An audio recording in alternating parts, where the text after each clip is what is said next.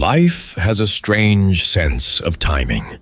It waits for the moment you feel closest to breaking, then pushes you just a little harder. And that's exactly what happened to Adil, a man who didn't know he was standing one step away from everything he'd ever prayed for. Here's a story many people need to hear today. Adil wasn't someone life had gone easy on. He was the quiet kind, the type who carried disappointments like extra weight on his shoulders, never complaining, never slowing down. People around him saw a calm, polite man. They didn't see the nights he sat alone on the edge of his bed, staring at the wall, wondering why nothing ever worked out for him. He had dreams, once, bright ones. A career he loved, a home he could build, a life where he didn't have to calculate how long he could stretch 1,000 rupees. But life kept throwing punches. A lost job, a failed attempt at a business, rejected applications, months of silence, the kind of silence that makes you question your own worth. And then came the day everything almost snapped.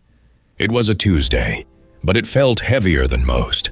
His landlord had given him a final warning, one more late payment, and he'd have to leave.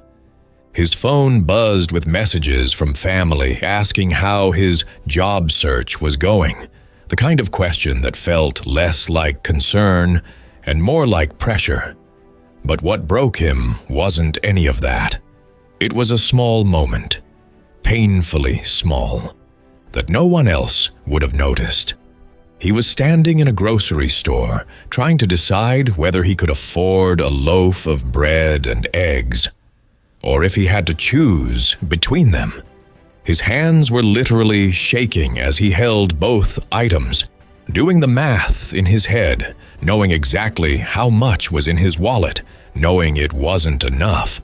He laughed under his breath, one of those tired, defeated laughs that come from a place deeper than sadness. Adil walked home slowly, carrying only the bread.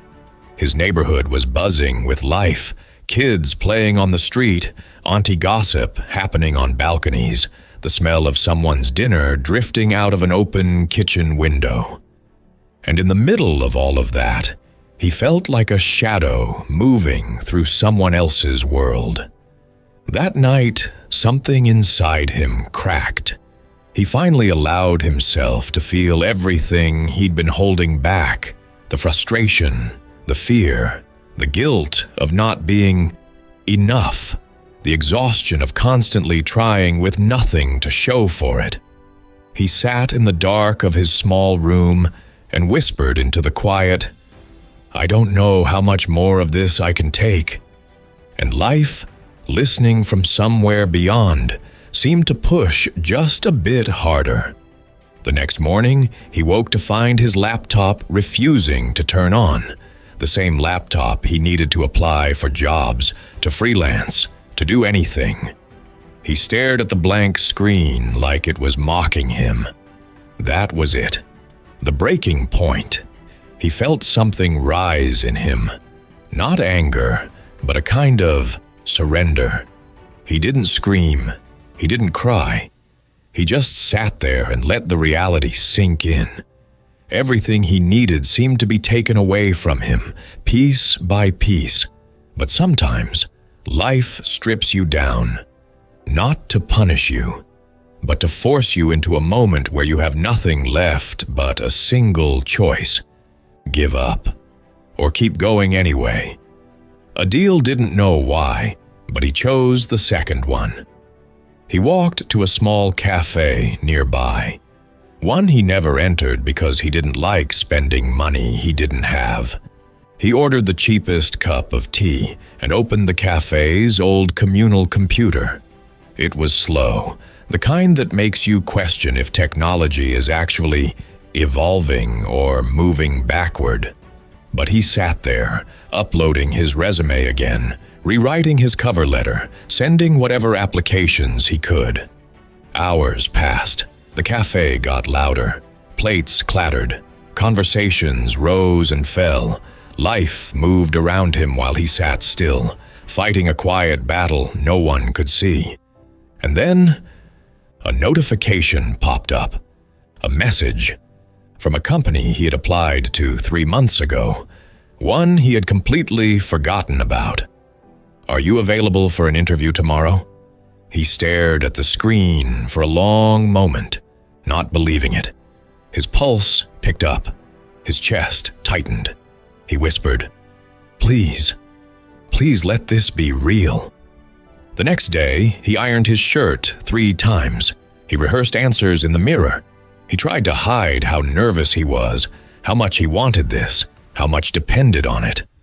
The interview wasn't perfect. His voice shook in places.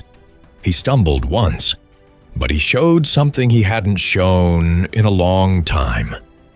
The part of him that still believed he had something to offer. 3 days later, his phone rang while he was pouring water into a cracked mug.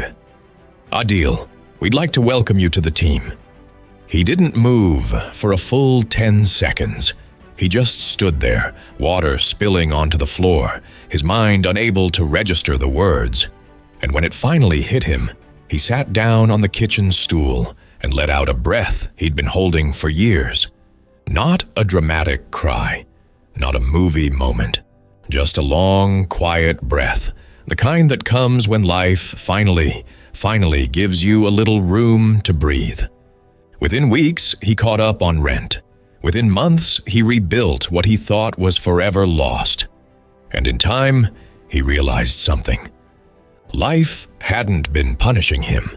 It had been preparing him, breaking all the old parts of him that weren't meant to carry the blessings waiting ahead. Sometimes, it tests you hardest, right before it hands you the one thing that changes everything. In the end, Adil learned that the moment you think life is pushing you down might be the moment it's pushing you into your breakthrough.